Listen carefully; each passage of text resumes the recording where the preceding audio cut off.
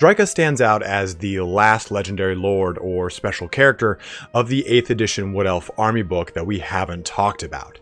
We've talked about Erloth, we've talked about the Twilight Sisters, we haven't done a video on Orion or Durthu, but maybe we'll do that in the future.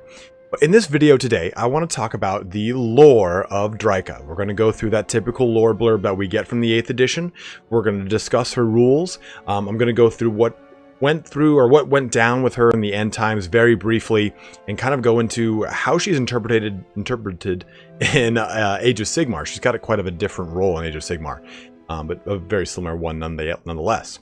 So again, in this video, we're going to talk about her lore, we're going to talk about her rules as if she were to be created into a Total War Warhammer 2 Lord, and also talk about some other mechanics and ways that you could add Drycha to the Wood Elves in a kind of a flavorful fashion.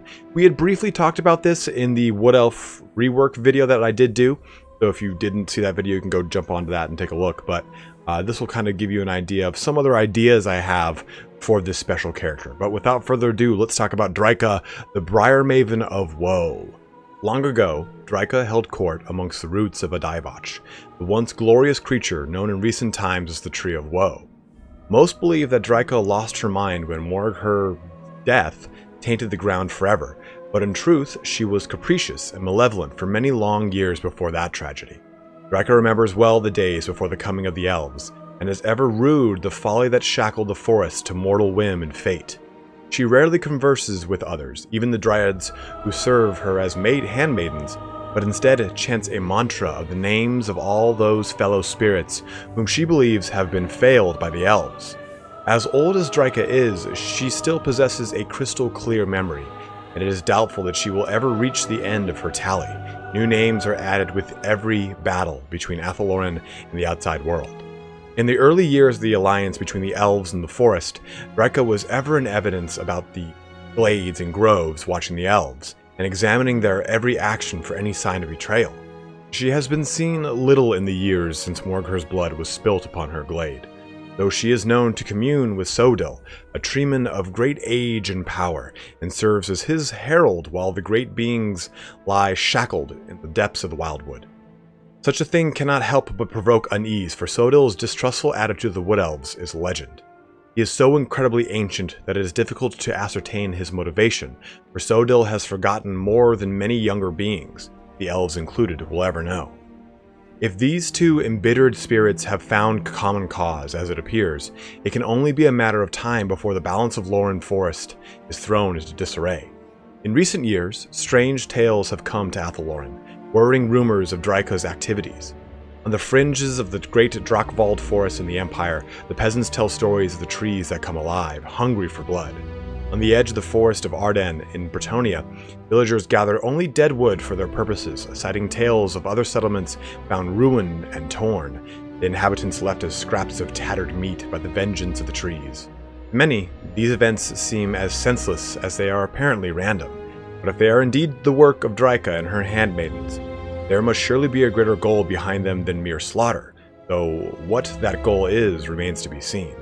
Alas, even Nyeth, the prophetess, cannot see the destination for which Drycha strives, for the road leading there is hidden by blood, horror. Drycha's character, I think, is a very different one, and it kind of fits in line with what we already have with the Wood Elves.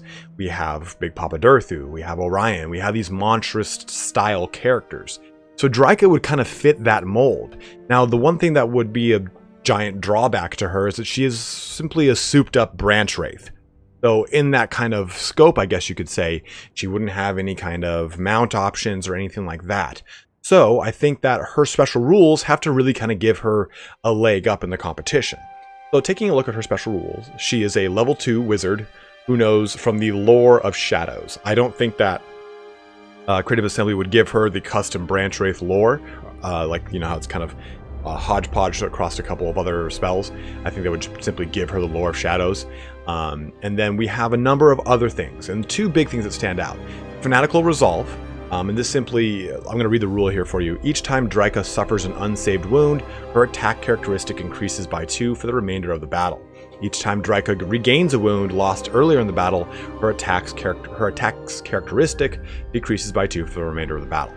So the way I kind of see this translated would be something similar to, not necessarily death blow, but something that triggers below a certain threshold of health, and then of course deactivates if you get healed above that threshold. And I think that that threshold needs to be quite low. She only had 3 wounds in Tabletop, which is pitiful if we're thinking about a Legendary Lord's translation for Total War.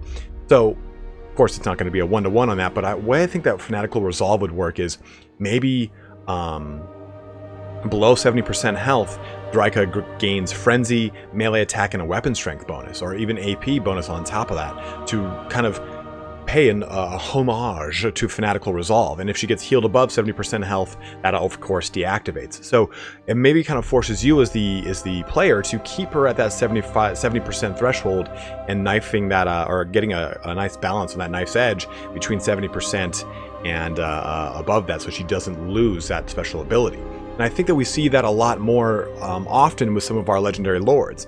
It's become a great way to kind of color their character profile by adding these attributes that activate and deactivate below certain or above certain thresholds. We've gotten that with Warrock, we've gotten that with Gotrek and Felix, so having those with Drycha kind of makes a lot of sense as far as some of the ways that Creative Assembly is moving in choosing the way that they translate these special rules. Now, in addition to that, there is a special ability called Roused to Wrath. And to explain this to you guys, it's very tabletop heavy, so there's no reason to really go into it. But to give you at least a high-level overview of it, it essentially means that you can bring any forest spirit model or unit into the battlefield on a forest piece with certain rolls done after that point. So how I would see this translated is very simple, actually. Roused to Wrath, I think, would be a really great way to give any forest spirit in Drycha's army Vanguard deployment, just right out the gate. Similar to what you get, when you take a look at stuff like, I think Vlad von Karstein, he starts with a Vanguard for his whole entire army, but to get a Vanguard deployment all out the gate, I don't know if Durthu gets something like this. I haven't looked at his skill line in so long. Feel free to comment below if he does get something like this, but having Roused to Wrath allow her to put all 4 spirits in the army in Vanguard immediately would be a very cool and characteristic way to do Drycha. Drycha has had a very interesting kind of foray throughout the lore, and to kind of dip into the end times real quick here, she steals away the Fey Enchantress, gives the Fey Enchantress to Manfred von Karstein, who can then resurrect Nagash. And from that point on, Drycha kind of takes like a backseat for the remainder of the end times until Malekith comes back and or comes to Athel Loren after the big battle of Ulthuan and goes to defend the Tree of Ages, which is then, attacked by Sodil, who we talked about a little bit ago, because Drycha does free Sodil, or at least helps free him. And in doing so, Sodil is actually corrupted by Be'lakor, the demon, who's actually, his role is to show the next Everchosen the crown. Oh man, what's it called? There's a specific crown that the Everchosen wears. I think it's like something of the kings. But either way, that's Be'lakor's fate. So after, when the whole end times gets going, he goes, okay, how can I escape my fate? Let me go do something else. And he corrupts Sodil, and at the same time kind of brings a lot of chaos to the forest of Athel Loren. At the same time, though, you get this big, huge conflict between Malekith and between all the forest spirits that are rebelling against the elves. And there's a pretty epic moment where Drycha and Malekith fight, and Drycha's actually doing quite well, but eventually she realizes at the last minute that, fuck, I've been duped! And Be'lakor goes to actually seep all the magic from the Oak of Ages. And in doing so, he distracts Drycha, who's like, shit, I just fucked up. And Malekith's like, you're a loose cannon, I can't keep you alive, and kills Drycha right there. That's how she dies in the end times. But in Age of Sigmar, Alarielle resurrects her as a means to fight chaos during the Age of Chaos. And she basically becomes, I want to just say a dreadnought. You have Drycha placed inside of a larger forest spirit. And it's super convoluted. Even reading the lore, I was like, what? That's what happened? Fuck. So, think of Drycha becoming like a wood elf dreadnought in the continuity of the Age of Sigmar, and eventually, after she helps to free the wood elves from the Age of Chaos, or I guess the Tyranny of Chaos, She still has that same vendetta against all mortal beings, and so Alarielle kind of casts her out and says, hey, you're an outcast. And Drycha, Age of Sigmar Drycha at least, leads essentially forest spirits that are outcasts. That's kind of her overarching lore outside of Warhammer 8th edition, just to kind of give you an idea of what happens to her. But her heavy forest spirit inclination, I think, would be a really great mechanic for her in a Total War Warhammer 2. If we're taking a look at a possible Wood Elf revamp down the line, we know it's not going to be the next DLC. That's the unfortunate irony of this video here, is that this is probably not coming for a long time. It's probably going to be after Greenskins, which seem to be the next DLC after this. So, if we're not getting Wood Elves for some time, we can probably look forward to some new things coming in the next 1, 2, 3 DLCs in between then that will hopefully kind of spice up what can be offered. But I think that giving her the ability to Vanguard Vor Spirits is a shoo-in. I think giving her a lot of buffs, melee attack and armor, melee defense, leadership to all forest spirits, treekin, treemen, dryads themselves, would again be very interesting.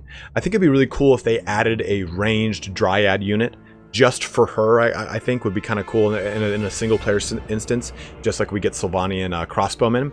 Like, just give her like basically Glade Guard that are dryads. I think that'd be kind of interesting. That way that she doesn't necessarily need to rely on mortal units. Now, where would she start on the map, though? That's the big thing, right? And we talked about this in our Wood Elf revamp video, right?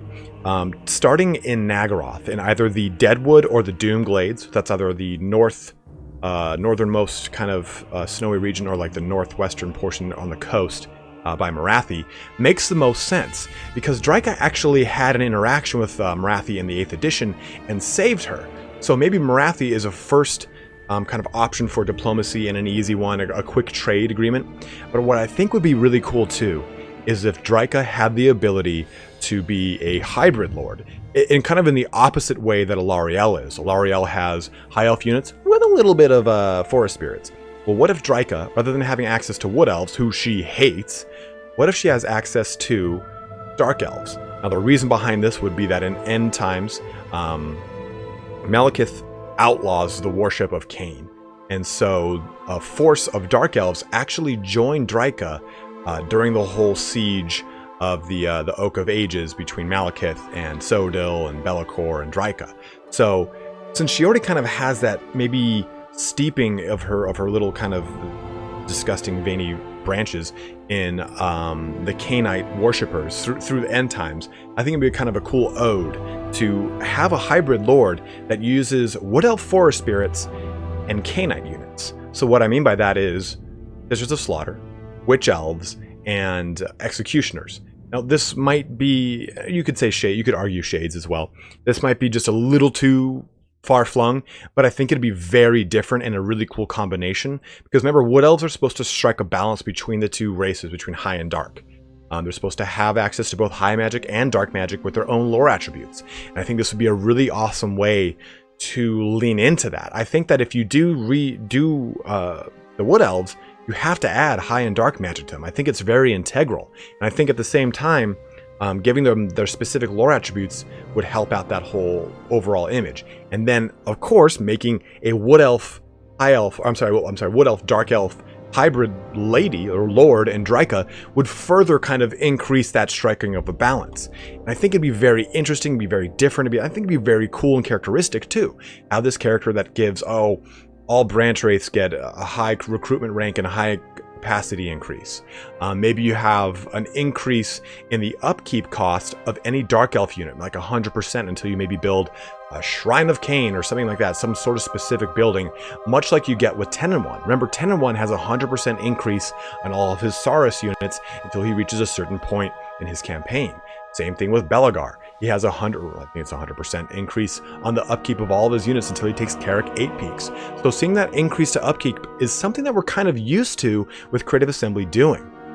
And I think it'd be a thematic way, or at least a believable way, that you would see Dark Elves amongst a Forest Spirit army. And to have Forest Spirits be this kind of reckoning force would be quite interesting. I think the last thing that you would really kind of look for in a Drycha themed DLC or FLC or edition would be the spites. And we've talked a little bit about this, but in the previous editions, actually not really much in the 8th edition, but more in the 7th edition, 6th editions, that's where you get a lot of the stuff we talked about, where you can have specific lords dedicated to wild riders and stuff like that.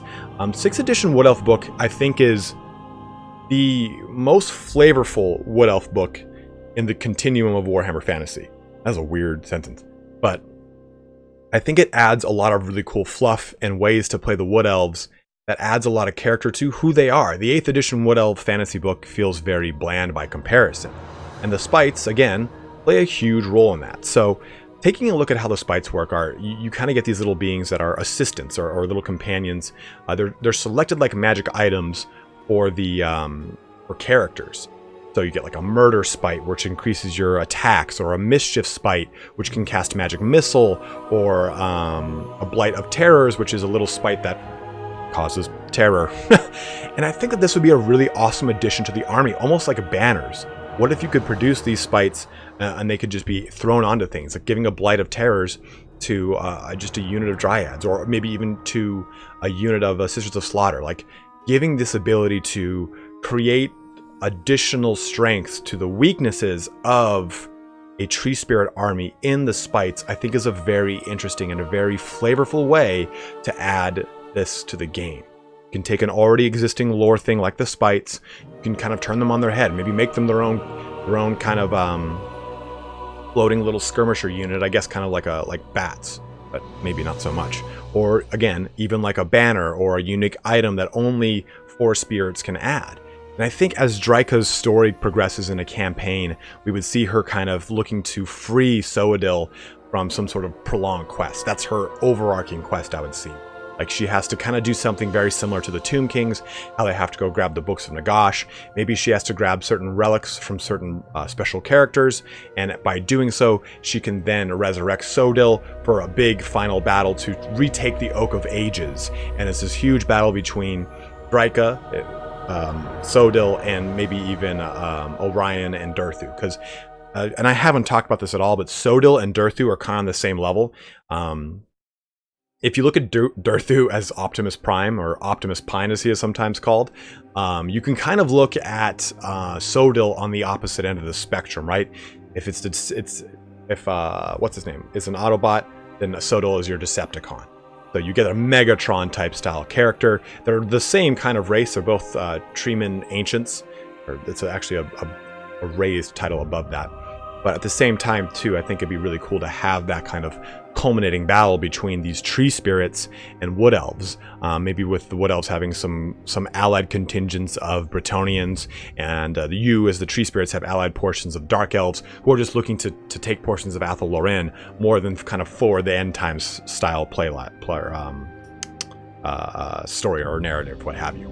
But I think this is a really fun and different idea, or a different take on how you could incorporate Drycha into Total War Warhammer 2. I think she has a lot of potential as a Wood Elf lord that brings a lot of different things to the table. I know I've said in the past that I think that if they were to add a Legendary Lord, it should be Erloth, just because that way the Legendary Lord can have access to mounts, and you can fight things like dragons on a little bit more of an equal footing, or at least kind of get a better I guess combat going on than you do with Orion. I mean, Durthu can slap some stuff around for sure, but having access to those mounts and getting some of the cool little toys that you would get are pretty nifty. Of course, there's also the Sisters of Twilight, or Twilight Sisters, which we have talked about as well. But I do believe they said there might be an issue with the animation on them that might have changed with Warhammer 2 and some of the crazy stuff we get. Only time shall tell. But guys, thank you so much for joining me in this little video here today. I know it was kind of a little last minute and a little scatterbrained as far as following the continuity of Drycha herself, but she's a character that's been very weird. She hasn't had a very good run of it. In the 6th and 8th editions, she really was kind of terrible. In Age of Sigmar, she's quite a good character. She can actually do quite a bit of damage. So it's interesting to kind of see her progress throughout the lore and throughout the tabletop, and how her, I guess, abilities have kind of shaped over time. But let me know what you think as far as what characters you would like to see added to the Wood Elf roster. I think that there are a lot of options here, right? Between Drycha, between Nystra and Arahan, the Sisters of Twilight, between Erloth, there's a lot going on. So love to hear what you guys think. and what your thoughts are for our future Wood Elf DLC, if that comes in the future. We don't really know, but they did say they were doing old world reworks of every race, and I'm going to include Wood Elves in that race until I hear otherwise. But as always, guys, thank you so much for watching here today. Have a good one, and take care.